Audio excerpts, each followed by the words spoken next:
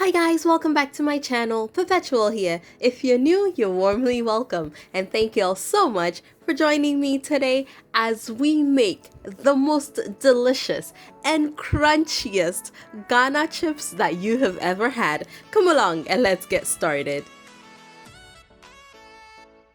I'm starting here by putting about 2 cups of all-purpose flour into my mixing bowl. Next up, I am adding a little bit of baking powder, and I'm gonna go ahead and add some salt. And I like my chips a little on the sweet side, so I'm adding about a tablespoon of granulated sugar. And then I'm gonna go ahead and grate some nutmeg in there as well. Now, of course, the sugar is optional, or you can use very little. But like I said, I do like it a little sweet, so I go ahead and add it. And I'm just going to stir all my dry ingredients together.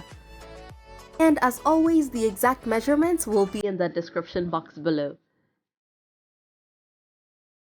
My next ingredient is just some grated garlic, about half a clove for the amount of chips that I'm making, and about half of a small red onion. You can use any onion that you prefer.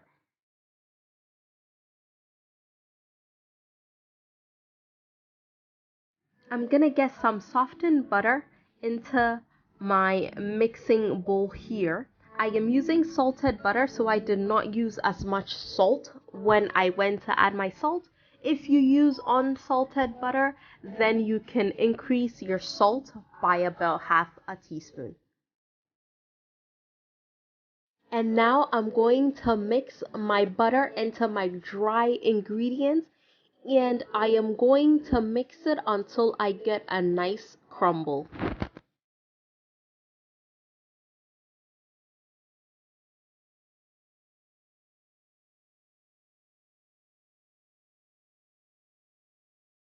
When I get to this consistency for the crumble, I am going to go ahead and start adding water in bits.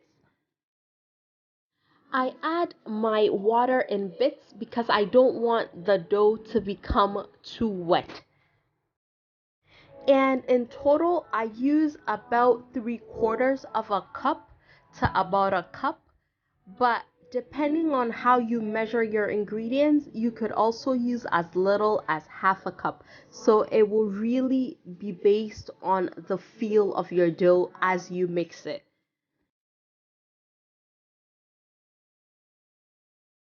And I'm gonna keep mixing it until it forms a nice dough that comes together into a ball. I don't want to overmix it too much, but you also want to make sure that you've mixed it well enough that it comes together and it doesn't fall apart, because we will need to roll this into like one big piece. So again, a bit at a time and just judge by the feel of it.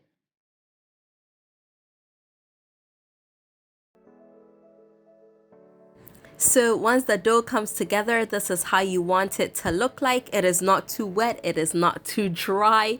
It comes apart, but it doesn't fall apart. It stretches just ever so slightly. And as you can tell, I still have a little bit of water left. So like I said, I used about 3/4 of a cup of.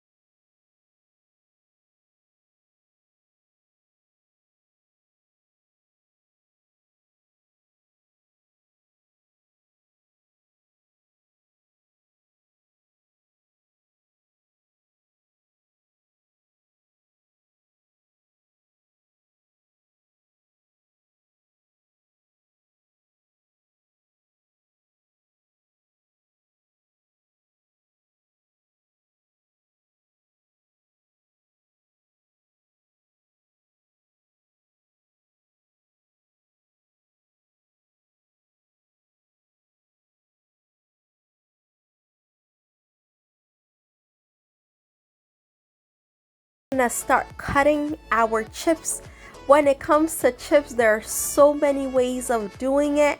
Of course, a lot of us who grew up in Ghana grew up doing it the way that I am doing it right now, which is getting scissors and cutting it. And you can also use your knife to cut it directly on your surface. Those give you longer strips, and you just have to cut it into your desired size.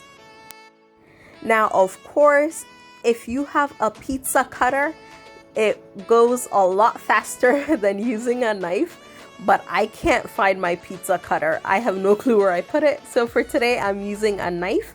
The more you do it, the quicker you're able to do the step as well. And I actually don't mind using the knife.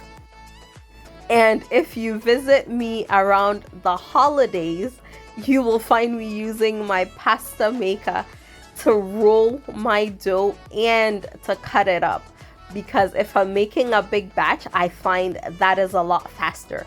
But since this is just a little bit that I'm making for the house, the knife or scissors are perfect. And I don't like my chips super long, but I also don't like them short. So for me, cutting it the way that I am makes sure that I get the perfect length that I like it in.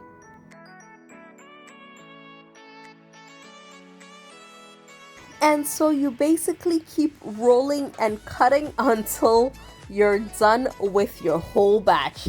And then you can start preparing to fry it. Now, when you're putting the chips into your bowl, you want to make sure that you're putting flour in the bowl itself so that the chips that you've cut up don't stick together either. Now, of course, if you have older kids, this is a step that they can help you with if you give them blunt scissors. My kids are a little too young, but I am definitely looking forward to them growing up and being able to help me with these kind of steps.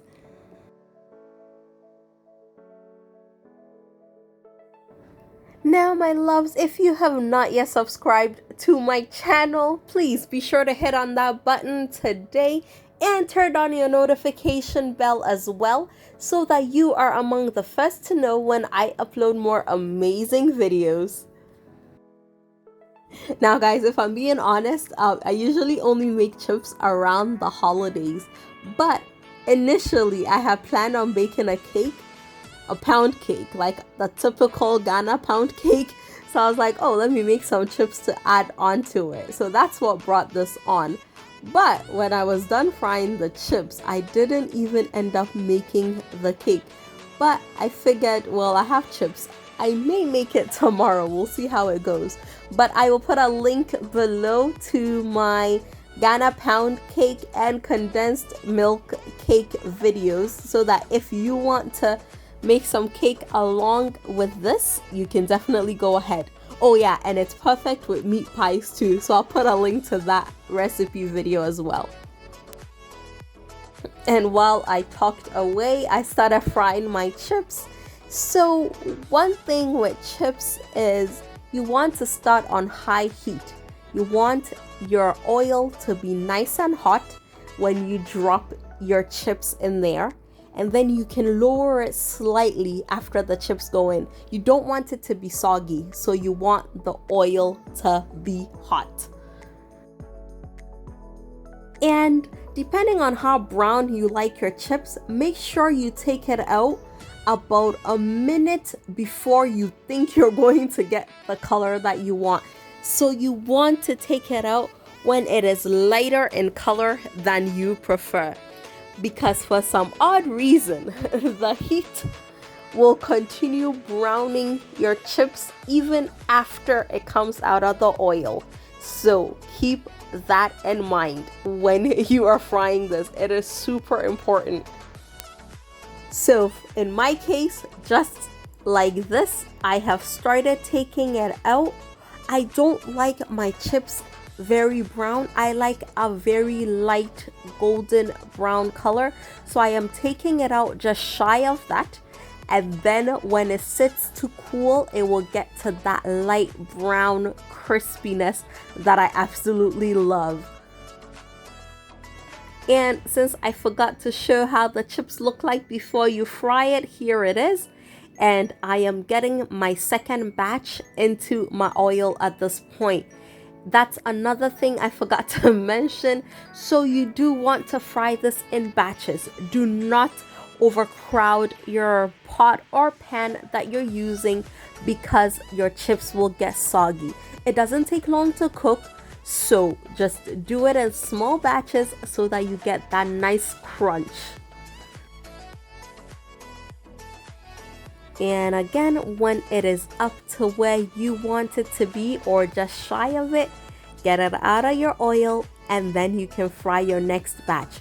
So for the size of pot that I am using to fry today, I ended up frying this in 3 batches. They were 3 perfect little sizes for me to fry it in. If you use a bigger pot, of course, you can fry it in less batches.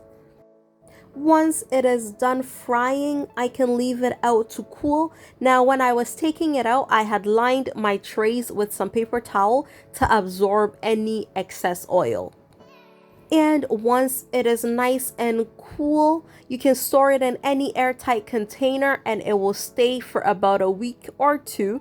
But with this batch, I'm still putting it in a container, but I know that it will be gone by tomorrow. And my loves, that is it. Our crunchy, delicious Ghana chips are ready to be served. If you like this video, please be sure to give me a thumbs up. And remember to tell a friend about my amazing channel. And I will see y'all again very soon. Thank y'all so much for coming along with me on this delicious journey. Take care, guys.